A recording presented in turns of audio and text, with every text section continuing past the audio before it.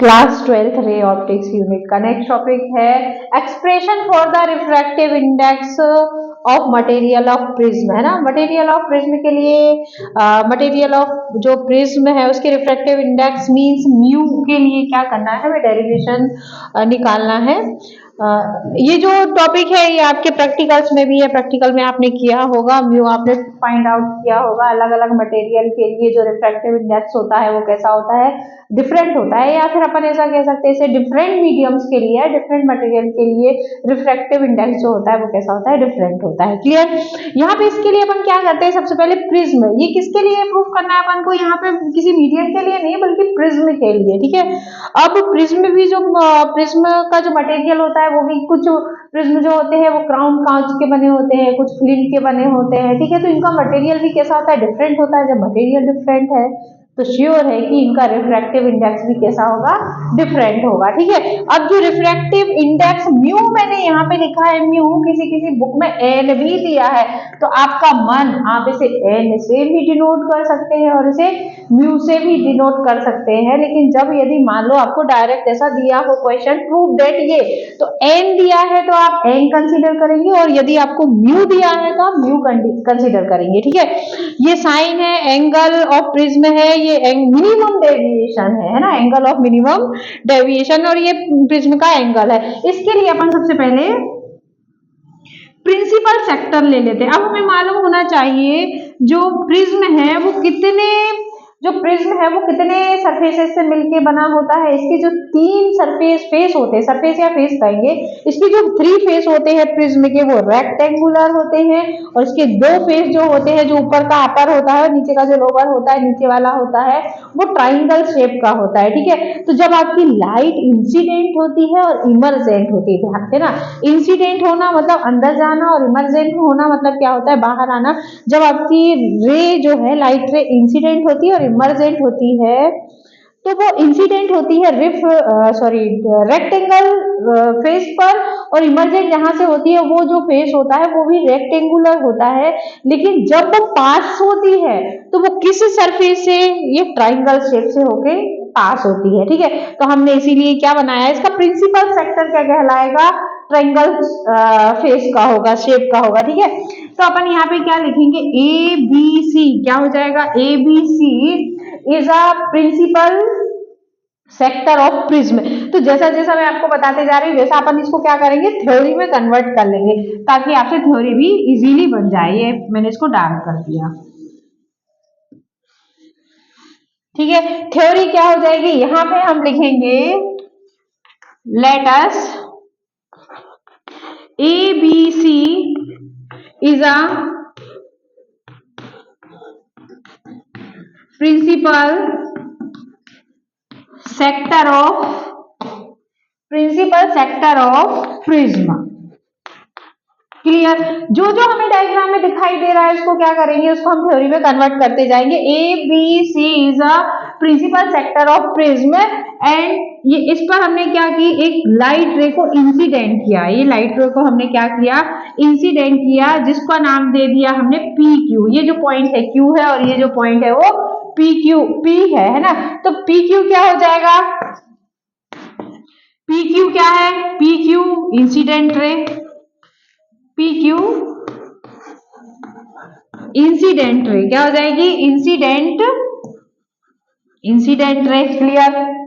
फिर जब ये इंसिडेंट होगी तो ये मीडियम किसका बना हुआ है, ये ग्लास का बना हुआ है। अभी मालूम नहीं क्राउन कांच का है या फ्लिंट कांच का है, फ्लिंट का है, ठीक है।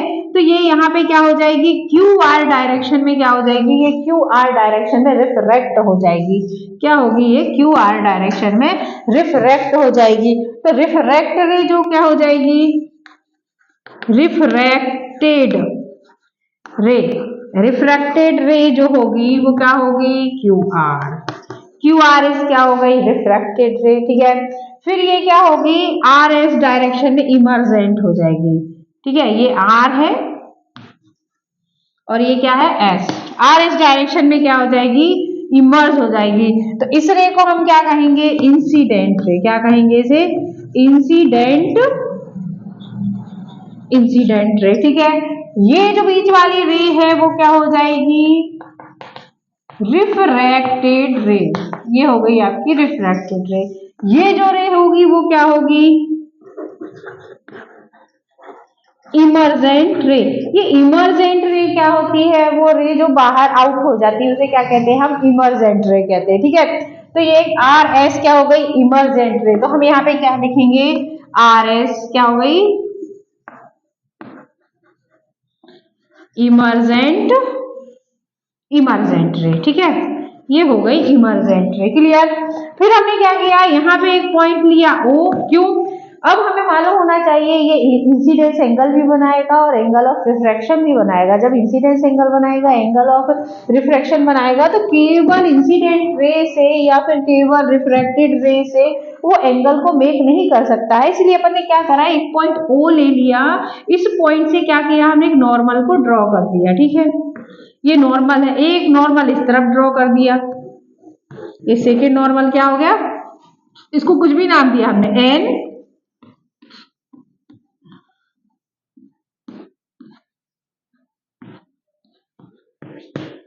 और ये एन डैश। तो ओ एन और ओ एन डैश क्या होंगे, आर नॉर्मल्स। क्या होंगे, O N and O N dash क्या है, आर, डायरेक्ट लिख दो, नॉर्मल है। ये क्या है, नॉर्मल्स है। क्लियर।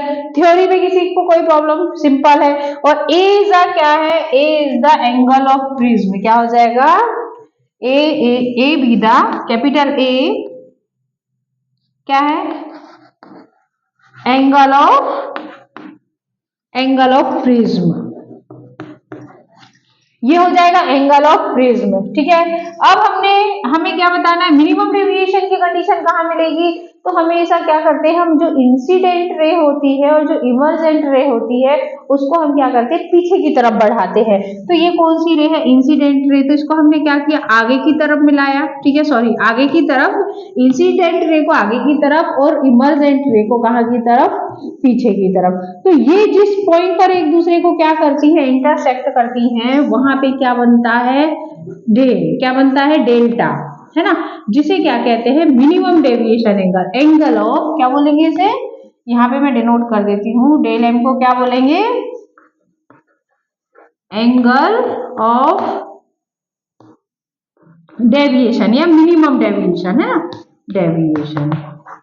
और एम लगा देंगे तो क्या हो जाएगा, मिनिमम डेविएशन, मिनिमम डेविएशन। ठीक है, अब हमने क्या किया, अब इस पॉइंट का कुछ भी नाम नहीं था तो इस पॉइंट को हमने नाम दे दिया, कुछ भी नाम दे देते हैं। हम यहाँ पे क्या ले लेते हैं, ए बी सी हो गया, इसको नाम दे देते हैं अब डी, है ना, ये हो गया डी। अब इंसिडेंट रे और नॉर्मल, ये क्या है, नॉर्मल है और ये क्या है, इंसिडेंट रे है। तो मालूम होना चाहिए इंसिडेंट रे और नॉर्मल के बीच में जो एंगल बनता है वो क्या बनता है, आई। तो हमने इसे कंसीडर किया I1। ठीक है, फिर ये जो रे है वो क्या है, रिफ्रैक्टेड रे। क्या है ये, रिफ्रैक्टेड रे। रिफ्रैक्टेड रे और ये क्या है, नॉर्मल के बीच में जो एंगल बनता है वो एंगल ऑफ क्या होता है, रिफ्रैक्शन। ठीक है, ये भी कौन सी रे है, रिफ्रैक्टेड रे है और ये नॉर्मल है, तो ये भी एंगल ऑफ रिफ्रैक्शन होगा। सपोज ये क्या होगा, R2 होगा। तो जितने I1, जितने एंगल, ये जितने एंगल के साथ इंसिडेंट होती है लगभग उतने ही एंगल के, लगभग नहीं उतने ही एंगल के साथ क्या हो जाती है, इमर्जेंट हो जाती है। ये चीज हमें मालूम होना चाहिए। तो यहाँ पे बट हमें क्या दिखाई दे रहा है, हमें दिखाई दे रहा है I1 is equal to I2 is equal to I and R1 is equal to R2 is equal to R। ये चीज ध्यान रखिएगा। ठीक है, ये हो गया। अब हमें मालूम होना चाहिए कि यदि मान लीजिए ये क्या है, आई है, ठीक है, ये एंगल आई है, तो ये पूरा एंगल भी कितना होगा, ये पूरा एंगल भी कितना होगा, आई होगा। लेकिन हमारे पास क्या है, ये पूरा ये I1 है, तो ये पूरा एंगल भी क्या होगा, I1 होगा। लेकिन हमारे पास हाफ क्या दे रखा है, हाफ देख रखा है R1। ठीक है, तो आधा हाफ क्या बचेगा, आधा हाफ बचेगा I1 माइनस, क्योंकि ये पूरा कितना है I1, तो क्या करेंगे हम इस I1 में से R1 को क्या कर देंगे, माइनस कर देंगे। ठीक है, क्या हो जाएगा, मतलब ये जो एंगल है, सॉरी, ये जो हाफ एंगल है वो हो जाएगा I1 माइनस R1। ठीक है, फिर अब ये जो एंगल है वो कितना है, I2 है, तो हाफ यहाँ पे क्या दे रखा है, R2, तो ये आधा बचा हुआ क्या बचेगा, ये आधा बचेगा I2 माइनस R2। ठीक है, इधर लिख देती हूँ, ये क्या होगा, I1 माइनस R1। ठीक है, ये एंगल होगा, ये जो हाफ एंगल होगा, ये जो हाफ एंगल होगा वो कितना होगा, वो होगा I2 माइनस R2। क्लियर, ये इस एंगल को मैंने यहाँ पे लिख दिया है और इस एंगल को यहाँ पे लिख दिया है ताकि आपको क्लियरली दिखाई दे जाए। एक्चुअल में क्या हो गया, यहाँ पे बहुत सारे एंगल्स बहुत सारे एक साथ में आ गए। ठीक है, अब हमें मालूम होना चाहिए, क्या होना चाहिए, जो क्वाड्रेंट होता है, क्वाड्रेंट के जो कितने एंगल्स होते हैं, टोटल 4 होते हैं, और चारों का एडिशन किसके इक्वल होता है, 360 के इक्वल होता है। किसके इक्वल होता है, 360 के इक्वल होता है।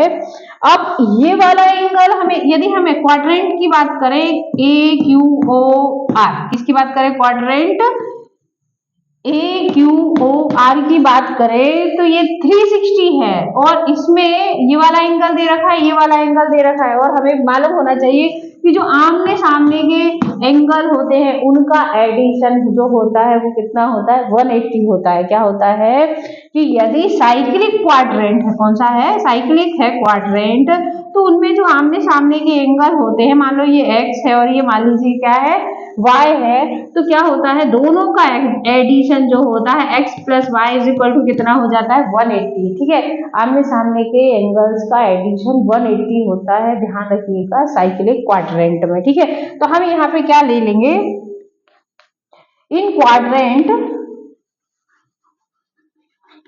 क्वाड्रेंट कौन सा ले लिया हमने, AQOR, AQOR में जो आमने सामने का एंगल कौन सा होगा, एक एंगल होगा A, सेकेंड एंगल होगा O, तो ये हो जाएगा angle A plus angle O is equal to, ये हो जाएगा 180 डिग्री। क्लियर, ये हो गया 180 डिग्री। अब एंगल O इक्वल क्या हमेशा लिख सकते हैं इसे, angle O is equal to 180 degree minus angle A, इसे हम नाम देते हैं इक्वेशन नंबर फर्स्ट। क्लियर, यहां तक ये हो गई हमारी इक्वेशन नंबर फर्स्ट। अब इसके बाद हम क्या करते हैं,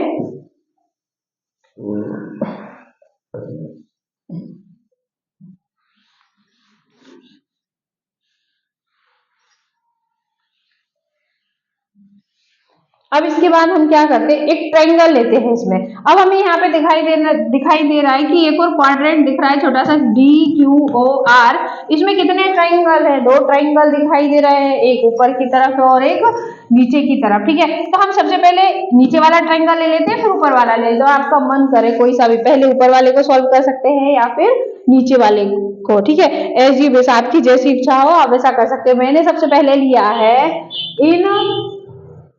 इन ट्राइंगल QOR, क्या लिया मैंने, QOR। ठीक है, इन ट्राइंगल QOR। अब हमें मालूम होना चाहिए कौन सा ट्राइंगल लिया मैंने, मैं इसको डार्क कर देती हूँ, QO और ये R। QOR में द एडिशन ऑफ किसका, किसी ट्रायंगल में तीनों एंगल का एडिशन जो होता है वो कितना होता है, 180। आपको मालूम होना चाहिए, चाहे वो ट्रायंगल कौन सा, इक्विलेटरल हो या फिर कोई सा भी ट्रायंगल हो, उनका एडिशन कितना होता है, 180 होता है। तो ये एंगल कितना दे रखा है, इसकी बात करें मैं, QOR, तो यहाँ पे कितना हो जाएगा, ये हो जाएगा R1 plus R2 plus sorry R1 plus O plus R2 plus angle O plus R2 is equal to कितना हो गया, ये 180 डिग्री हो गया। ठीक है, जब 180 डिग्री हो गया तो पुट द वैल्यू। अब बट आपको क्या मालूम है, मैंने आपको पहले क्लियर कर दिया था कि I1 I2 equal I and R1 R2 equal to R, तो हम यहाँ पे लिख सकते हैं क्या, R1 इक्वल R तो ये यहाँ पे हो जाएगा R plus angle O plus R is equal to 180 degree. ठीक है, फिर ये हो जाएगा सॉरी, ये हो जाएगा 2R plus angle O is equal to 180 degree. हम यहां से क्या करेंगे, एंगल O की वैल्यू को क्या कर देंगे, पुट कर देंगे। ठीक है, एंगल O की वैल्यू को पुट कर देंगे। पुट द वैल्यू ऑफ, क्या लिखेंगे, पुट द वैल्यू ऑफ किसकी, angle O from equation first. तो इक्वेशन फर्स्ट से ये कितना हो जाएगा, ये हो जाएगा 2R प्लस ये कितना हो जाएगा 180 degree minus angle A is equal to 180 degree. ध्यान रखिएगा यहाँ पे जो है वो ये डिग्री लिखना ना भूले। ठीक है, अब इसे हम इस तरफ ले जाते हैं तो जो प्लस वाला है वो माइनस में कन्वर्ट होगा और जो माइनस वाला है वो प्लस में कन्वर्ट हो जाएगा। 2R प्लस सॉरी इक्वल क्या हो जाएगा 180 degree minus 180 degree plus angle A, इससे ये कट जाएगा। तो ये क्या हो जाएगा, angle A is equal to क्या हो जाएगा 2R। अपन इसको और क्या लिख सकते हैं, angle A is equal to 2R। Clear, यहाँ तक ये निकल आया, कुछ भी नहीं किया हमने। ट्रेंगल QOR ले लिया, ट्रेंगल क्या ले लिया QOR, तो लिखा Q plus O plus R। हमें मालूम होना चाहिए तीनों एंगल का एडिशन कितना होता है 180 होता है। क्या लिख दिया 180। फिर अपन ने क्या करा, R1 इक्वल कर दिया R2 के और क्या लिख दिया R, तो कितना हो जाएगा 2R। फिर अपन क्या करेंगे, जो फर्स्ट इक्वेशन आई थी वहां से क्या करेंगे, O की वैल्यू को पुट कर देंगे। फिर अपन क्या करेंगे 180 को इस तरफ ले जाएंगे, इसको पूरे को। ठीक है, और माइनस को, तो ये प्लस वाला था तो माइनस में कन्वर्ट हो जाएगा और जो प्लस माइनस वाला है वो प्लस में कन्वर्ट, जो कैंसिल आउट हो रहा है उसको कैंसिल कर दिया तो अपने पास क्या आ गया A is equal to 2R। ठीक है, ये हो गया।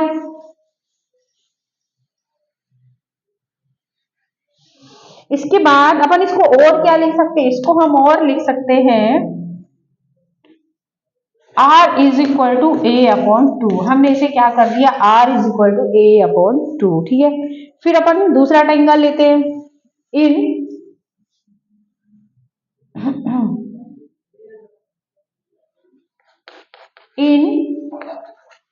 ट्रायंगल Q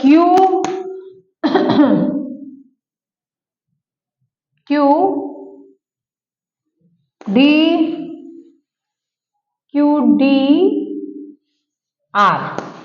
अब यहाँ पे अपने को मालूम होना चाहिए ये क्या है, एक्सटीरियर एंगल। ये जो है वो क्या है, एक्सटीरियर एंगल। तो क्या लिख सकते हैं अपन इसे, exterior angle is equal to the, क्या होता है the X, we know that करके हमने लिखा, या ऐसा लिख लेते हैं अपन पहले, we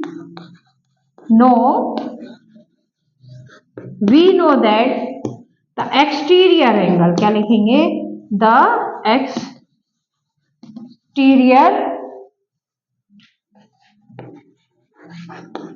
the exterior angle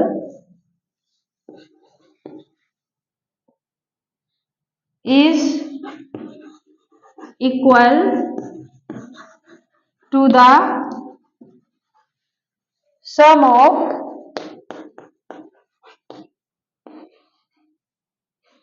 interior two opposite, क्या होगा सम ऑफ टू अपोजिट, है ना, sum of two opposite interior angles.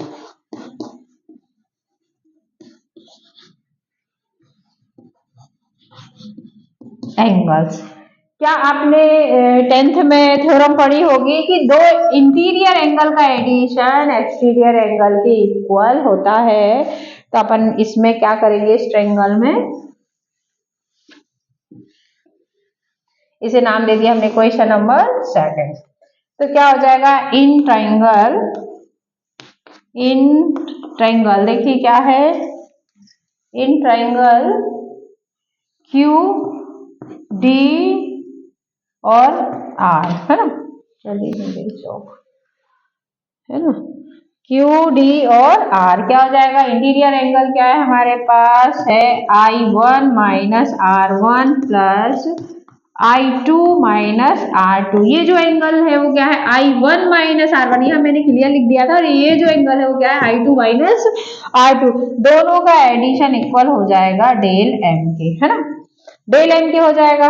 अब बट अगेन आपको मालूम है, क्या मालूम है, but I1 equal I2 equal IN क्या हो जाएगा, R1 इक्वल R2 इक्वल क्या हो जाएगा, ये R क्या हो जाएगा, ये हो जाएगा I minus R plus I minus R equal क्या हो जाएगा, ये del M।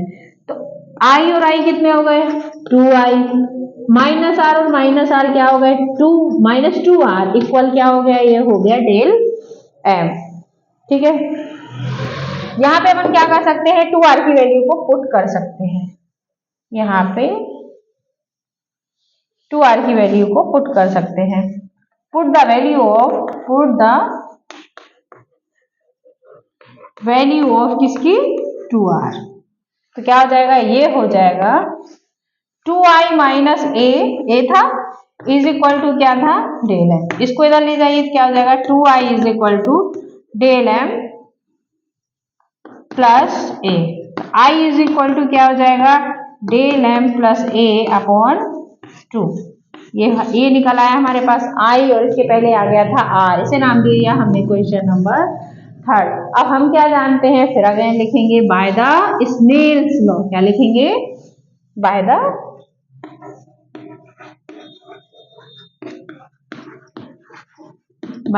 Snell's law. Snell's law क्या कहता है, mu is equal to sine I upon sine R। ये अपन ने लॉ ऑफ रिफ्लेक्शन में सेकंड लॉ देखा, फर्स्ट लॉ देखा था, है ना, नहीं फर्स्ट लॉ नहीं, सेकंड लॉ था। तो यहाँ पे क्या हो जाएगा, put the value of I and R from equation second and third. ये I दे रखा है, सेकंड में अपन ने क्या निकाला था, R निकाला था। तो on putting the value of, क्या लिखेंगे अपन यहाँ पे, ऑन पुटिंग द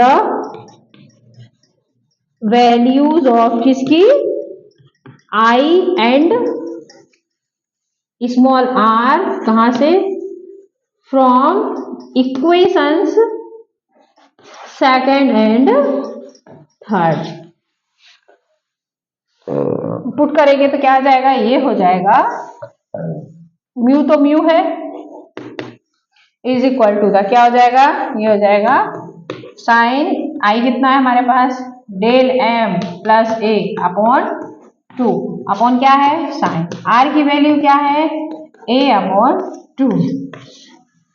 बस इतना डेरिवेशन था, ये हमें प्रूव करना था। और ये जो टॉपिक है वो कैसा है, वो इम्पोर्टेंट है, इसे बहुत अच्छे से कर ले। ठीक है, थैंक यू।